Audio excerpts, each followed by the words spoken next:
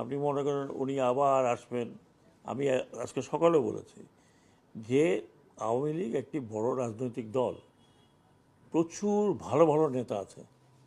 আমি এখনই আপনাকে নাম বলতে পারি কার ভালো নেতা। এই দলটা একসময় বাঙালিদের সেকুলারপন্থী দল ছিল, মিডল ক্লাসের। মুসলিম যখন ছিল সেটা ছিল আপার ক্লাসের।